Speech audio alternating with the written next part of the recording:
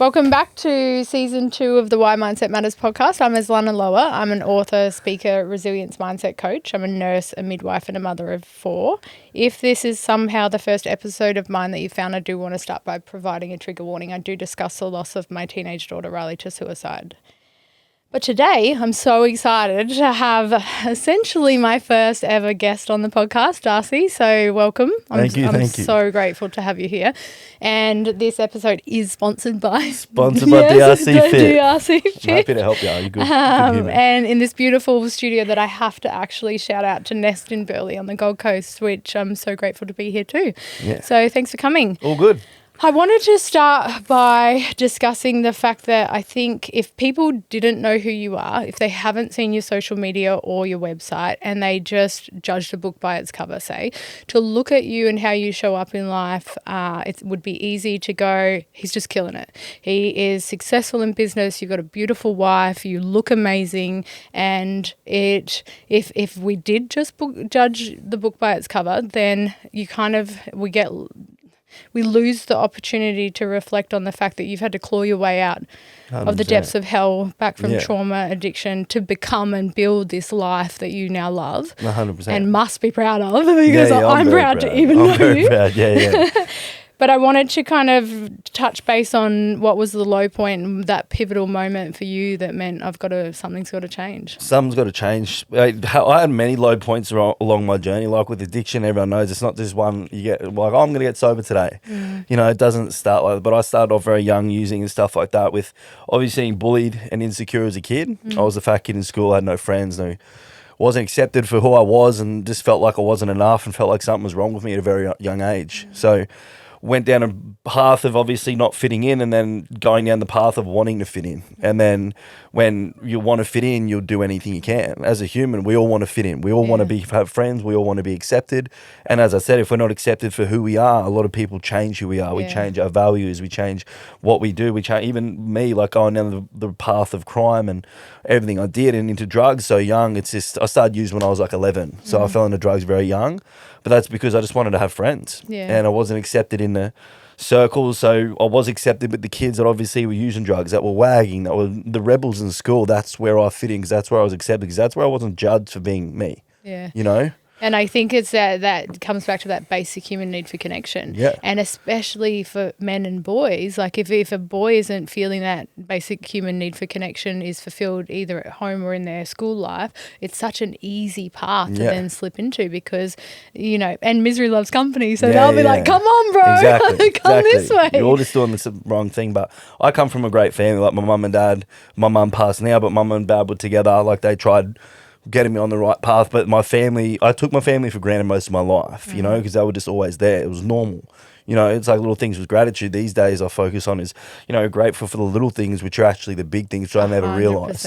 You know, being able to hug a loved one, being able to be there for a loved one, being able to support the people you love. Okay, little things, sleep in a nice warm bed, all these little things that we all take for granted. I took for granted when I was younger, but I come from a great family, but I didn't have that friend group. So I fell into the wrong crowd. You know, there's a lot of people that say, you know, oh, it's the parents' fault and shit like this. And same thing with you losing your daughter, you'd put blame on yourself, okay? But it's never their fault, okay? We all make our own choices. Even as kids, as teenagers, we all make our own choices. And especially as a teenager, I think the vulnerability, because knowing, much like your parents would have felt, like we did everything to be so conscious and present and loving, and didn't take the little things for granted. So the beauty of navigating unimaginable grief and loss after losing Riley is that I had those gratitude moments of I was so present. I was, you know, really there telling her how much I love her the night before she died and things like that. And I'm grateful that I have those.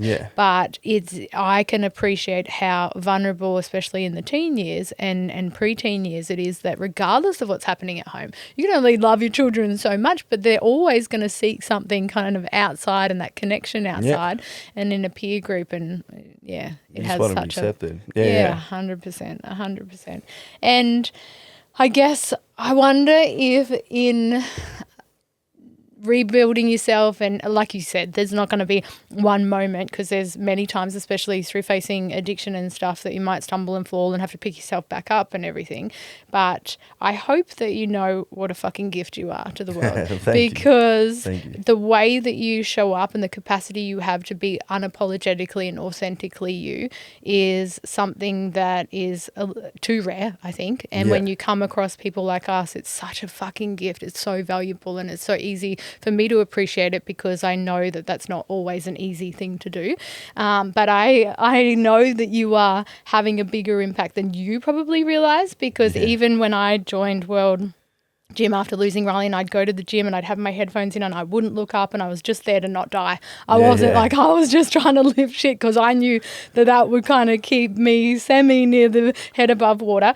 But I don't know if it's the algorithm, because our phones were in close proximity, but my phone was like, bitch, you know what you need on your Instagram feed? Darcy. DRC Fit, You're there throwing coffee on yourself in the shower. And I was like, this is a lot. And so I click through and I go to your page and I see the story about how you tried to take your life. And so it broke down the barriers. And you being a lot got my attention. It got me to go to your page. It broke down the barriers that the next time I was at the gym, and I happened to be in a really dark place at that time. I remember coming up to you, I don't know if you remember this, and introducing myself and saying that I had lost my daughter to suicide, and that I just wanted to say, on behalf of everybody who loves you, everybody who will get to love you in life, thank you so much for still being here in this life, and for the courage and strength that it takes to claw your way back from the depths of hell, like 100%. You have, and probably many times. And I just hope that you slow your roll and own your wins and celebrate yourself occasionally. I remember when you came up and like introduced yourself, and you said you lost your daughter in that, and it's that's what I do. What I do for is that people see the coffee on the face, and then people say they want to do things to help people, but I genuinely want to help people. Even I said to you when I first seen you, just like, no matter what it is, you feel these feelings now, they will pass. They'll always be there. They'll come and go, and just every day you're in here making her proud, and that's what she'd want. And you just sat back and your eyes well opened up a bit, and you're like, you're right, and you're just starting to change it. It's a negative thing, yes, but we can look at positives, which I said to you. Even when you said to me it's your daughter's birthday coming up that you lost, and you're like, oh, I don't know what to do, I don't. And I'm like, get a fucking cake. Yeah. Celebrate it. Celebrate her life. Why push that aside? Yeah. And you're like, fucking oath I will. And you did, and you came and you're like, I fucking did it. I'm like, fucking good.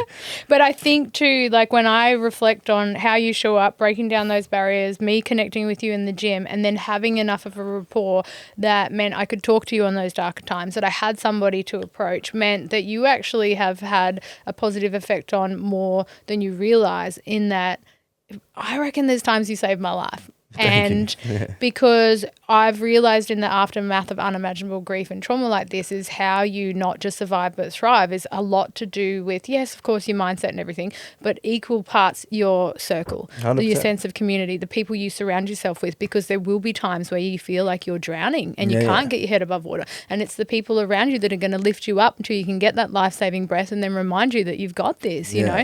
And I think that because of the way that I show up and I've been able to rebuild myself, and I'm the happiest I've ever been, but having that sense of community means people like yourself will notice when I'm not that bubbly. You're like, you okay? You're right. Yeah, I can read energy really well. That's what I do. Like all my coaching and mentoring with people, I work with people that have lost loved ones, that have losing their families with drugs and alcohol and addiction.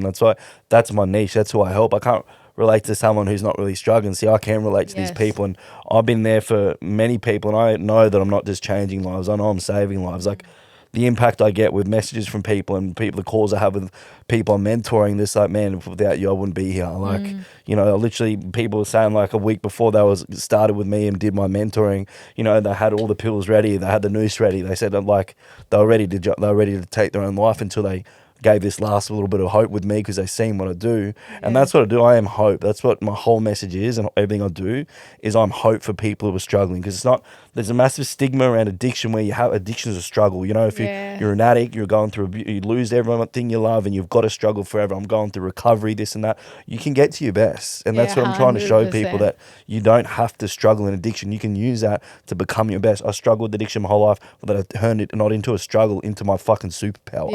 And I'll outwork anyone. Okay. Yeah. And that's what I'm just trying to inspire other people to do, because all the people I mentor and I teach, all the stuff that I teach people to, they work their fucking ass off and they outwork anyone. You know, and when they put their mind at things like that, you'll outwork anyone. It's just such a negative stigma, and that's what I'm trying to break. It's not just get through another day sober. It's like win your day being sober. And I like that it's also not just get through another day of training or get your body looking better. And I love that the other part of your niche, if you like, because you don't come across it enough, is that yes, you're a PT, yes, you'll help them with the physicality of training and, you know, a workout regime and stuff and the nutrition, but you do the mindset stuff. And I think that feel so privileged to be in an era of my life where I get to see the transformation from back in the day where there was so much stigma associated with our mental health, or they've got mental health issues, or they're this. We all have mental health.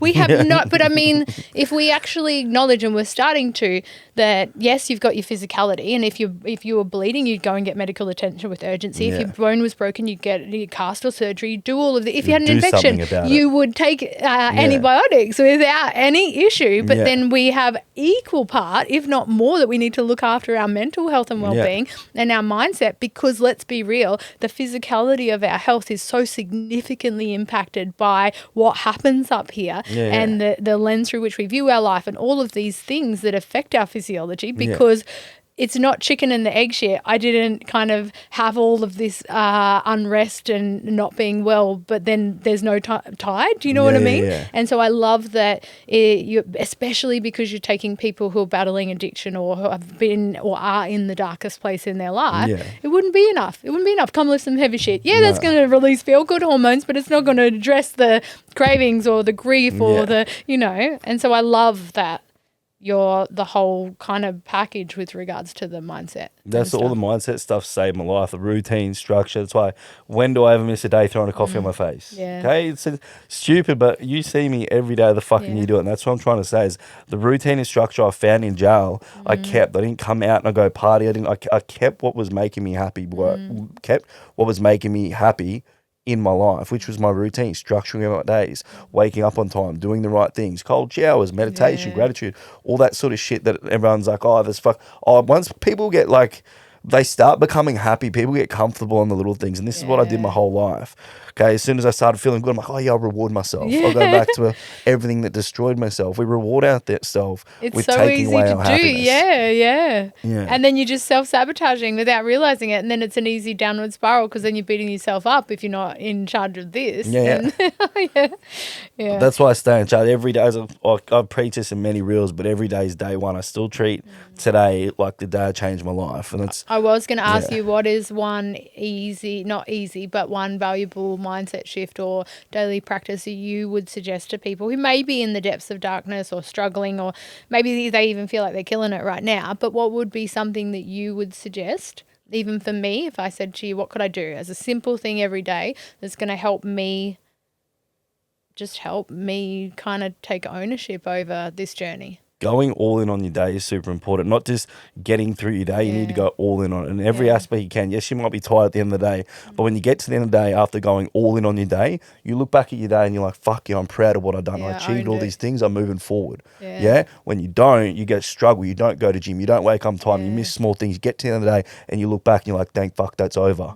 You know, the difference in that mindset of winning a day and getting through your day is so different. So winning your days matters most. It's such a spiral. Like if I don't sleep well, then I'm tired and I think I need to sleep in the next day, but I might then skip the class in the morning or whatever I was going to do, and then I'm dragging my feet through the day and I think I need coffee to get, and then it's a vicious cycle. If you would have woke up that morning when you were tired, got through that day and pushed yourself through that one day, you would have slept like a baby that next night. And this is the thing. So I would be living on coffee, dragging my ass through the day, then not able to sleep because I had fucking coffee. So then I need melatonin and I'm not going to bed before 1 a.m. Then I'm tired the next day, so I need a coffee. And I was only thinking about this. So this conversation is supposed to happen for me, if not everybody else. But I was only thinking about, okay, what am I going to do? Something needs to change because I feel like I'm in a bit of a rut of dragging myself through days. And I think that's it. I you think weren't winning your morning. You weren't forcing yourself to go all in again, which anyone can. Okay, there's people out there dying from fucking cancer doing more than most of us. Yeah. You know, they're watching my mum battle cancer. I was in the other gym another day. I made a video of it where I was crying. I was literally seen a woman in the gym the other day with the cancer bandana on, doing ball slams, doing sit-ups. And I went up to her and I was like, I've got to speak to this lady. I went up to this lady and I said, I just want to let you know that you've inspired me to have a good day. You're a fucking inspiration. Yeah. And then I said, I lost my mum about 7 months ago from cancer. And to see someone in here like yourself that's doing what you're doing, I understand the battle you're going through. I've seen it firsthand and I respect what you're doing. And she just said, it literally, like I was talking to my mum, what triggered me is she responded to me just like my mum. It was like my mum was in front of me. She's like, thanks so much, Darl. And that's what mum always used to say. So it's like I was speaking to my mum and I started crying. I'm like, you know, you're an amazing human. Gave her a big hug and she started crying. And then I just left the gym and I'm just like, I could have spoke to mum. And that's why it sort of triggered me because, one, it inspired me seeing someone there getting it done, which just shows everyone's excuses are fucking weak as piss. Yeah. Like, and we do it. We can excuse we can find a reason to validate ourselves lazy, on anything. Not doing it, okay, but you never see a cancer battle, you never see anyone battling cancer complain or show any weakness or make an excuse. They get up every day for the ones they love. They put a smile on their face and they fight every day with a smile on their face and they get what they need to do done. They never complain, ever. Show me one person they're so strong, okay, but someone coming down or someone creating excuses or fucking using and shit like this. They go, my life's so hard, and they sleep in a nice warm bed, healthy, order Uber Eats and watch Netflix. Get over it. Yeah. You know what I mean? Yeah. So I'm passionate about it because I hate it. I have not made an excuse, and like I've been sober 2,695 days now. So good. And I've not made one excuse in those days, not one sleep in, not one justifying anything, not one weak choice. A big thing I go on about, I know weak is a very powerful word, but weak mindset, weak choices. Weak mindsets allow things in. Weak mindsets justify things. Okay, I've not been weak in that long because I've seen my mum battle her cancer treatment and she was not weak one day. Okay, and what's my excuse? What, I'm a bit tired, get up. Yeah. Okay, I've been fucking grinding my whole life. Like, I've been grinding for so long now and I've had my days that I'm tired, but I pushed through, I went to bed, I woke up and I kept winning because I was inspired by people that are actually really struggling. And it's interesting because when I reflect on it's been nearly 3 years since I lost Riley and witnessed her death, but I just felt like you don't have a choice. You got to get up. You got to walk back through the flame. You got to do this for you and those girls, and not just you got to do it for you girls. I got to do it for me. I deserve to be happy. I deserve to live. And I don't want them to hurt more than they need to. But it's interesting because I got to this. I've prided myself after a lifetime of abuse and neglect in my childhood and all these horrible things of not being the sum of my origins, not being defined by where I came from or anything that had happened to me. And I wasn't going to let this be any different. But there was one point there where I was like, fuck this. Why me? Why did life have to be so unkind? Like I really thought I was going to catch a break now I was in my 40s. And I had that momentary just why me? And I think it made me realize that a lot of people get stuck there kind of permanently, but it was interesting because I'd made so much of a concerted effort to not go to that place that when I went there, I was like, well, hang on a minute. All the things you've been through primed you with this resilience to be the fucking weapon that you are today, that you are powering through the flames day in and day out. And I love my life. In that momentary why me, I just kind of pulled my socks up and went, come on, bitch. I know now that I've sat in why me, I've realized this sucks. This does not feel good at all. It's not a reward. I don't want to stay here. And so I pulled my socks up and I got the fuck on with it. And I decided that wasn't a place I was going to go to again. And I think that when you say it would be easy for people who may be stuck in a perception that life is happening to them, not for them. Or this victim mentality they didn't know they had taken on. And this is the thing, when you villainize anyone or anything in your life, in order for there to be a villain, there has to be a victim. So you might think I'm not playing the victim, but if you're talking about the people who did you wrong or this, that, or the other, in order for them to have the power of the label of villain, you've assumed the role of victim. And so I had to realize that too, that I can't demonize people in my story. I just have to let it be what it is 100%. And work out who I'm going to be in response to that. And so the point I'm trying to make is it's confronting. It's uncomfortable to actually take ownership and accountability for the ways that we villainize people or make excuses or choose the weaker option in that, shit's happening to me or whatever it is a choice. That's what I came to that realization when I was sitting in jail. I'm like, I got me here. Yes. All my struggles are my fault. That's why another thing I go on about is your struggle is your fault. That's how I talk to myself. I was sitting in jail and I got me there. You know, I choose to allow things in. I choose to destroy my family. I choose to put drugs over my family. I chose that life and that was my fault. It wasn't my life being hard. It wasn't being bullied. It wasn't, we can blame our traumas on that, but I allowed things in. I escaped. I used drugs to find happiness, and it did work at the start because drugs made me happy at the start, but it made me numb, not happy. You know, and that's when I found drugs was my happiness, making friends, fitting in, living life, getting through, coping. That's what drugs fix this, you know, and then I come to the realization, started using when I was 11, went to jail at 23. I was using ice and cocaine that whole period. You know, I was a daily user of both at a lot of points in my life, relying on it to get out of bed, relying on it to function, relying on it to go do shit. And I got to sitting in jail and my mind started to clear. I'm like, this is all me, and I took ownership of my shit. And I'm like, I need to make changes now. No one's going to come to save me. Nah, you know, I've got to build this life. I've got to make my family proud. I've got to make mum proud before she dies. I've got shit I need to start doing. And then I started fucking doing it. And how amazing that you did it. So many people scramble in the aftermath of trying to, like, it's kind of like when we have a celebration of life. You know, we have this attempt at translating or transmuting all the love and appreciation and admiration we have for someone. There's nothing wrong with having a celebration of life. I'm grateful that we have that option rather than a funeral, but it's much like sometimes it takes the significant loss for us to turn our life around and then go, I'm spending the rest of my days hoping that I make my mum in the afterlife proud. But there's so much beauty, and that's what I meant before by I hope you slow your roll and own your wins and really actually give yourself the time, space and permission to have that moment of like, fuck yeah, Darcy, look at you. Because I do get caught up in grinding and I don't really look back. I think too, because I've been reflecting, I didn't know before I lost Riley that the stats on suicide, that we lose 9 people in this country every day to suicide, and 6 of them are men. I would believe that because I've worked in the men's mental health space in nursing and midwifery for many years, and it breaks my heart that there are that many people who not just have their hand on the doorknob of exiting this life, but actually follow through. And I saw a post the other day that said globally we lose 60 men every hour. Which is horrific because we have all of these incredible humans who haven't tapped into the full potential of their authenticity and how to show up, and we lose them. And I was reflecting too on, I think we could all do this better, but I think men probably struggle with it even more, is that we set goals in life. And when we set a goal, let's say you were coming out of prison and you were going to get your shit sorted and your body in shape and all of these things, you would have looked at this version of you now and been like either unattainable or fuck yes, that's what I want in my future.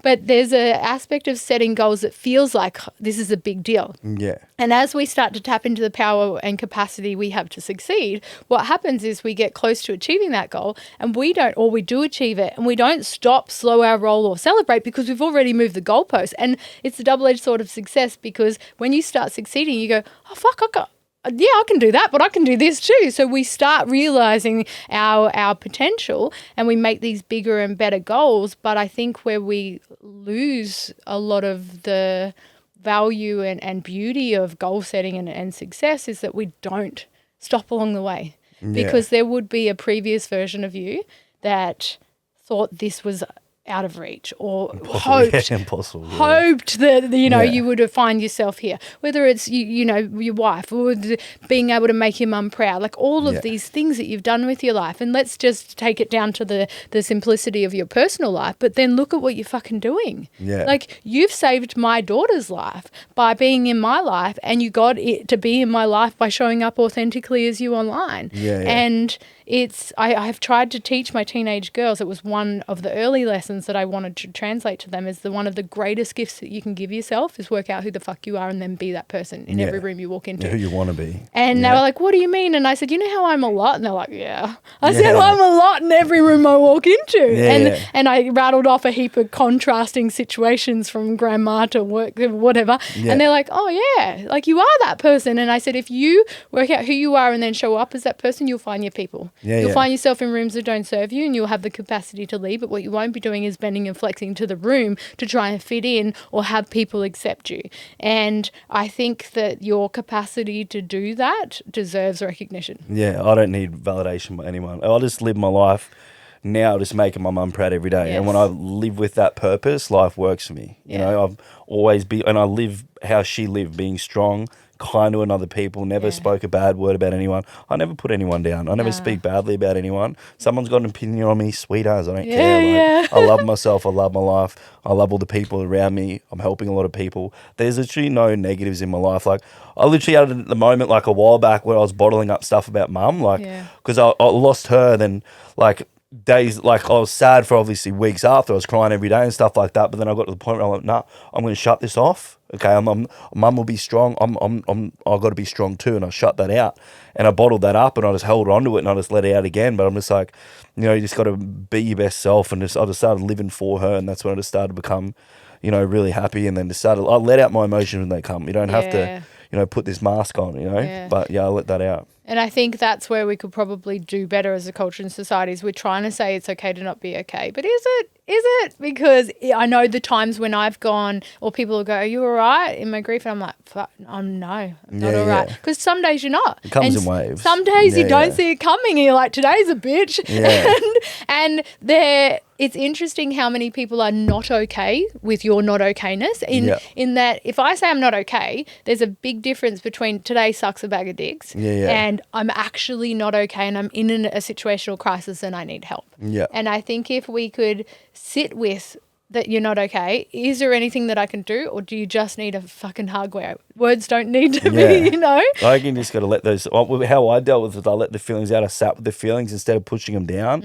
I sat with the feelings, I cried, I let it out. I'm like, you know what, as I said, I writ down all these, something was wrong with me for weeks after I was bottling shit up, and I writ down a list of pros and cons in my life. Yeah. There was no cons. Yeah, and I'm like, what the fuck is wrong? And then I just realized, I'm just like, I just want to FaceTime my mum. I just want to hug my mum all the time. I just want to speak to her. Like, I used to FaceTime her every day, you know, and just tell her how good I'm doing and let her know. So even it's like, I speak to her every day now. You know, I always speak to her every morning. I have her ashes on my bench and shit. And I speak to her every day. And, you know, it's just having all those pros and cons. I was like, there's no cons, but I was just bottling shit up and I was like, fuck, it's okay to not be okay one day. 100%. And some days, like, obviously I want Riley back, but then there's some days where I'm like, I remember just being in tears and going, I'm not even being greedy. I'm not saying I want a lifetime. I just want to hold her. I just want to touch her hair or just hold her, have her lay in my arms and tell me about her day, you know? Yeah. And I'm not going to be able to talk about all the unexpressed love that I have that has not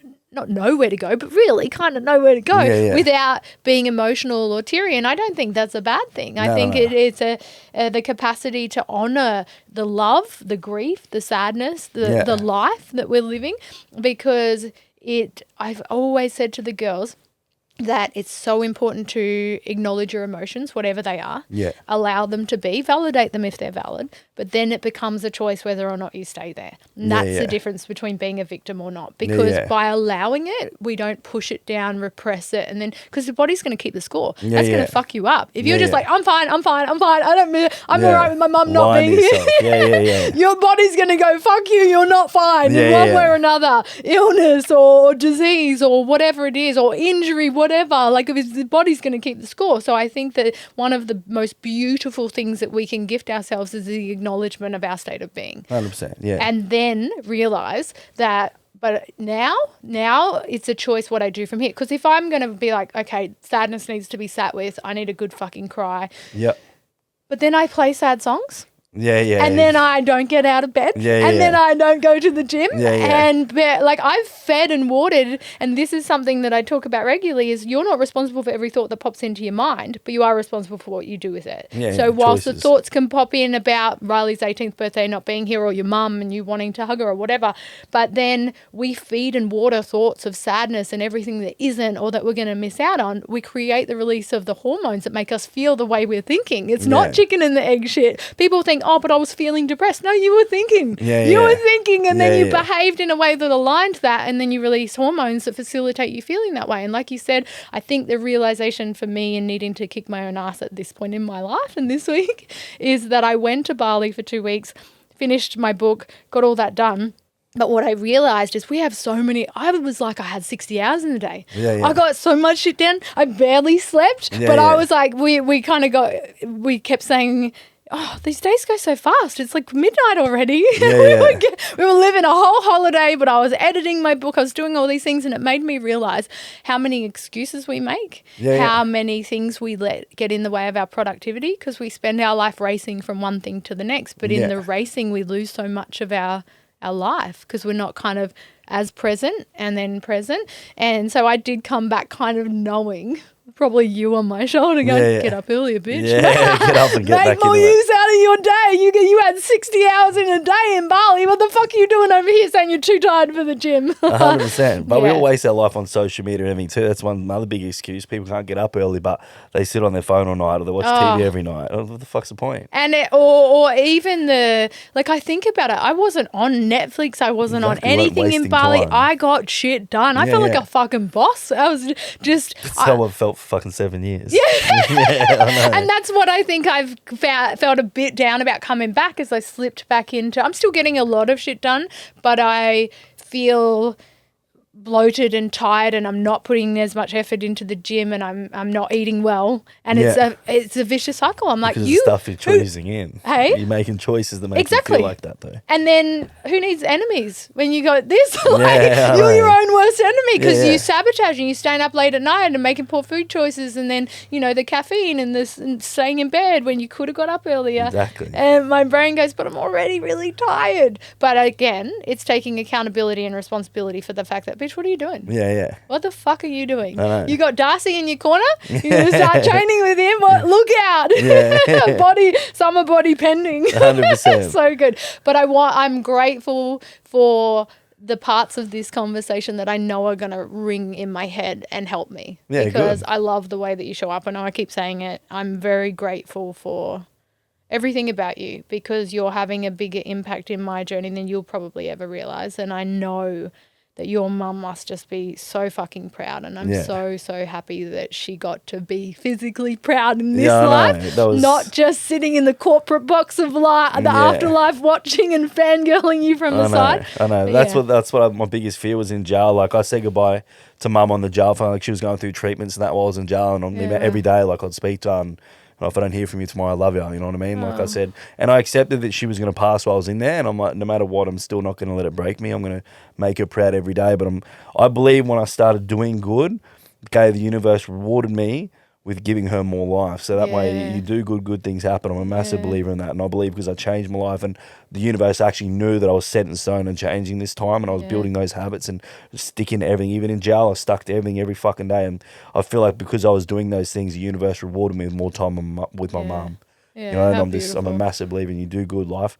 You start going all in on yourself. You work on you. Life works for you eventually. 100%. Like in time, you notice little things will start working out. Little fucking opportunities will start popping up that you never thought was possible. And you know what's funny is because I've got a lot of my life in alignment like that, and I started saying yes to life in the aftermath of grief, and I started saying yes to things I didn't even necessarily know what I was showing up for, but I was like, you know what, you said you wanted more connection and friendship and these beautiful relationships in your life, but then how often do opportunities arise and we're like, oh, no, thank you. And it's like, bitch, the universe thing, bitch, I just opened the door for everything you said you wanted, and you're not saying yes. So I started saying yes, and I'm just reaping the rewards. But then the other thing that I've realized is that even when things aren't working out, they're always working out.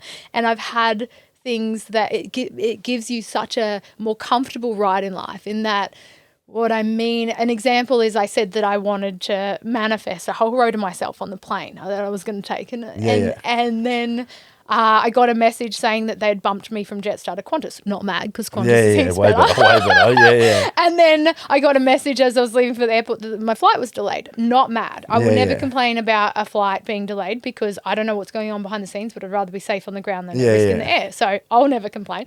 Get to the airport, it gets delayed like 3 more times. All these things that could irritate the fuck out of you, right? I'm like, whatever, I'm here, I'm about to go away.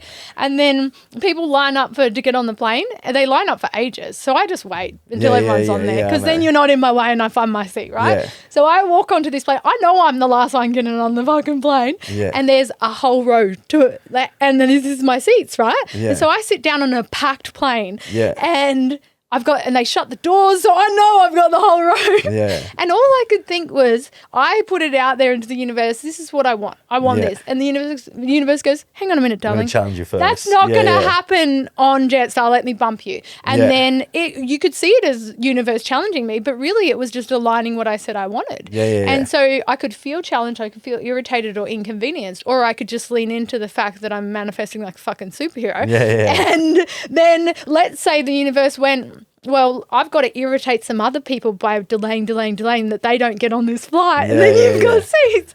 And regardless of what it is, I find that when things aren't working out, it's so they can work out a bit better.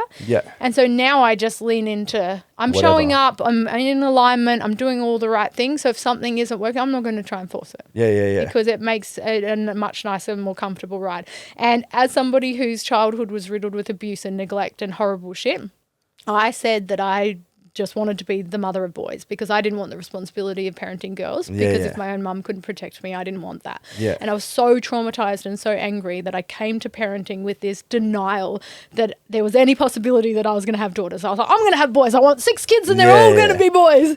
And life gifted me a son. But then when I was pregnant with Riley, there was no penis on the ultrasound. I cried for a month. I was like, what am I going to do with a girl? And then I felt bad for crying because all I wanted was to be a mum. So I'm like, I'm supposed to be happy now. I feel guilty. I had 3 girls. And I always said that if we got everything we thought we wanted in life, we'd miss out on so much. That you can arrogantly and ignorantly think you can make plans for your life, but the best thing you can do is act with intention and show up in a way that is kind to yourself and others. And just kind of trust that life has its own plan for us because Riley came to teach me about love and about self-love that I never would have known if it wasn't for being a parent to girls. And each one softened me more and more and showed me a love I never would have known if I got what I thought I wanted. And so I'm loving my life. I'm loving the things that work out, the things that aren't working out. And I'm so trusting of this journey because if I had said to the lady who planned her celebration of life, if I had known that Riley was only on loan to me for 15 years, I wouldn't have done anything differently. I loved her with every fibre of my being and she knew that. And I think, like you said, you know, with showing up and wanting to make your mum proud and being really consciously invested in who you are and how you show up, it means that you're not going to avoid the inevitable storms or challenges in your life, but you are going to be able to navigate them with an element of, not that they'll be easy, but with an element of ease because you're not living with that added layer of regret. You know? But then I'm still making her proud every day. Even if challenges come, I'll still work around and make her proud. It's so good because you've just like solidified it and you've got who you are set in stone. And even when I see your stories and, you know, your writings and affirmations about, and just the accountability, I love that you keep yourself publicly accountable. 100%. That's why I'm showing everyone. This so is the routine, instructional things. I don't let myself get comfortable. I don't let myself slip because I know with my past, as soon as I let my routine or myself or my mindset slip, I slip. You know, you need to be focused on what really matters every day because as soon as we're not focused on what really matters, we don't keep our mindset on really matters, we fall out. Okay, we allow things in that destroy everything really matters, which is your happiness, self-love, your family, making people proud, all the things that really matter. When we allow alcohol, drugs or anything like that, that's choosing that over what really matters because we let our mindset slip. So I always align myself with what really matters, which is making my mum proud, me being happy, waking up happy, making my family proud, being proud of who I am, helping people, all these things. That's why all my choices align with what really matters every day because I remind myself what really matters to me. Alcohol and drugs don't really matter to me.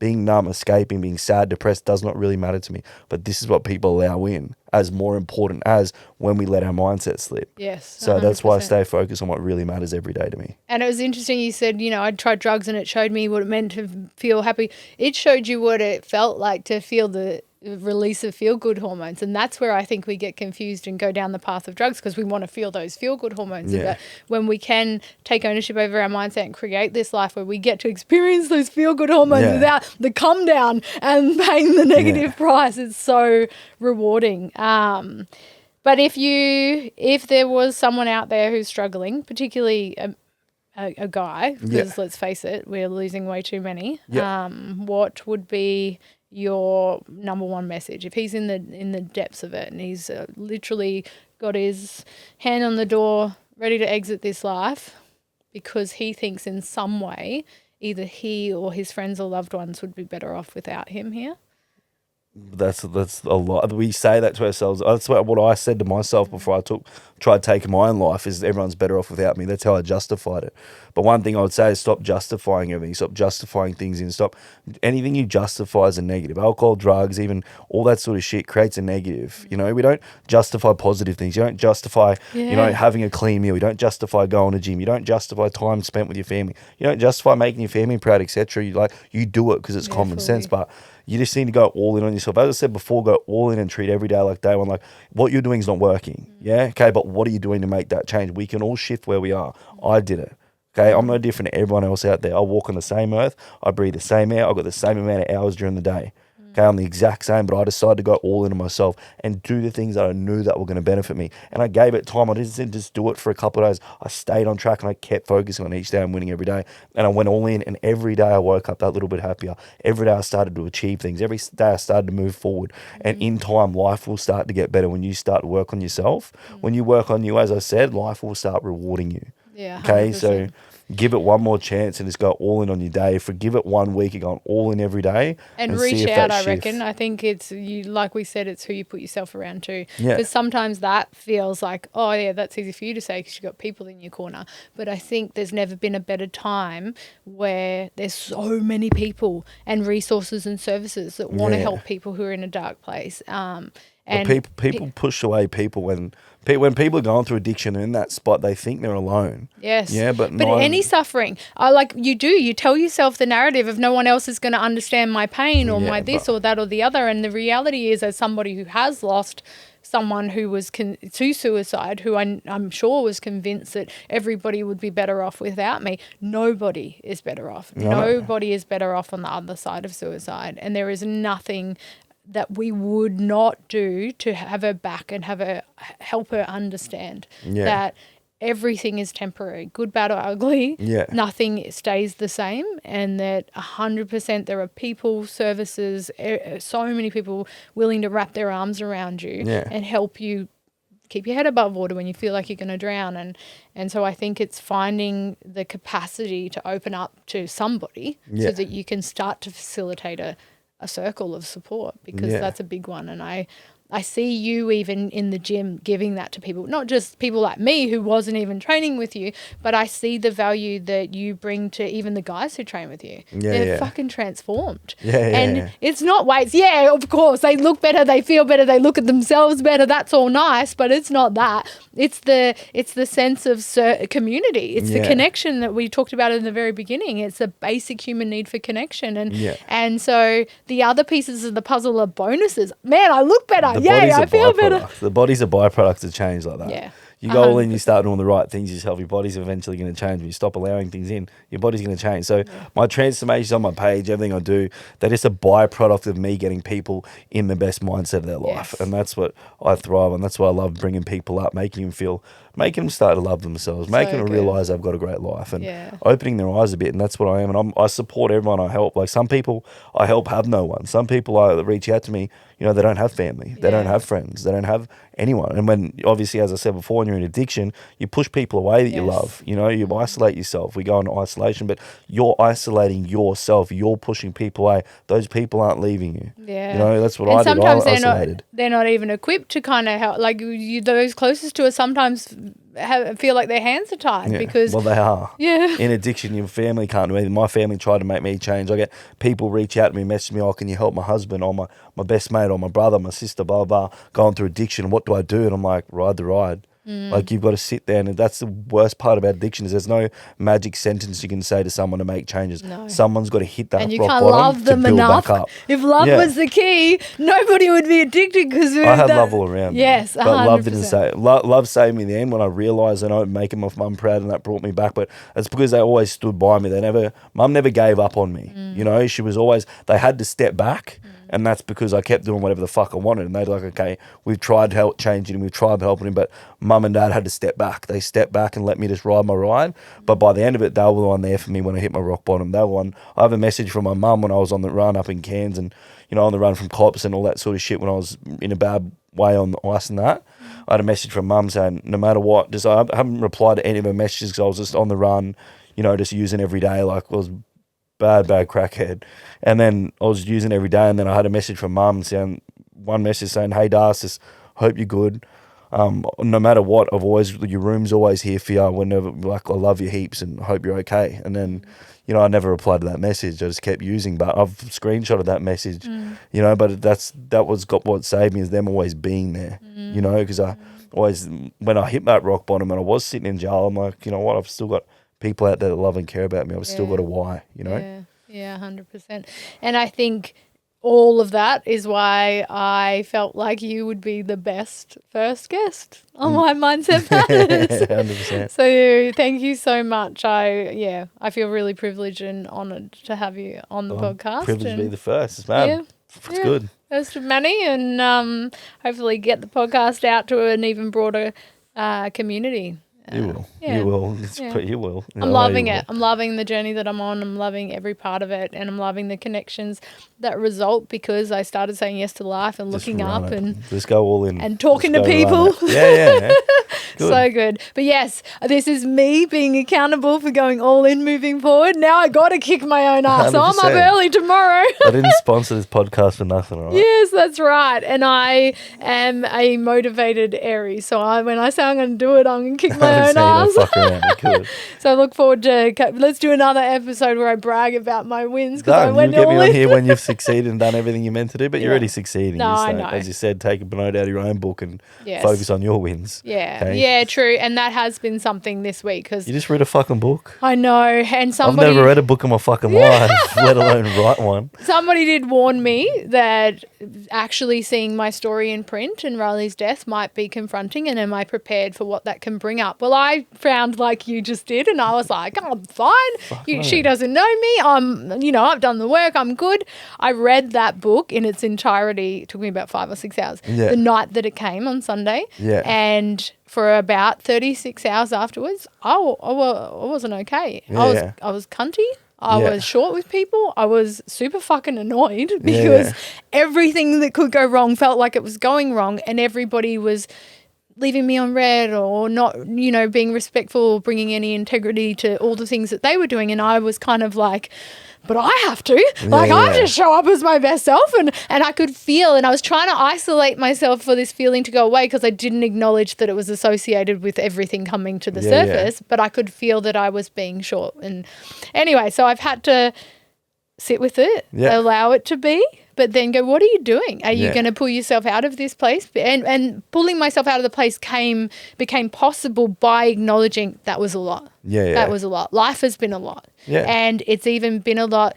I wrote a book, for fuck's sake. It's taken me nearly 3 years, but I chose life. I picked myself up. I walked back through the flames every day in a way that allowed me to rebuild myself and turn my pain into purpose and create this book that's called Resilience After Great Loss, Learning to Live and Grieve Simultaneously. And when I got a psychologist to read it, her feedback was, everyone should read this. This is incredible. It's so powerful. And like you said, am I taking my own advice? Because I've had it today on the way in. I was like, have you slowed your roll? Have you realized? Because I've noticed I was just on to the next thing. Like, okay, cool. Well, I'm planning the event in November and the fundraiser.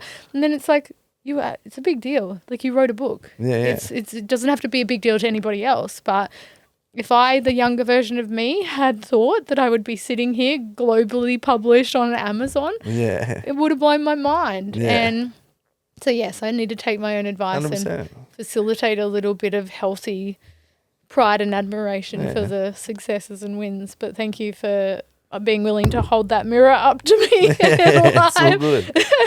It's definitely what makes the ride we call life and this roller coaster more enjoyable, is having the right people in your corner and in your circle. So thank you for being one of those. All good.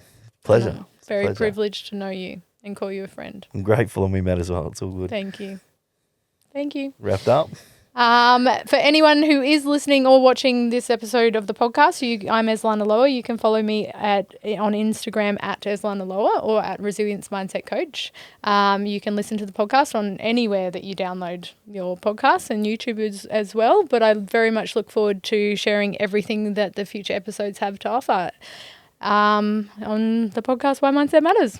Thank you for listening. Thank you. That was mad. So good.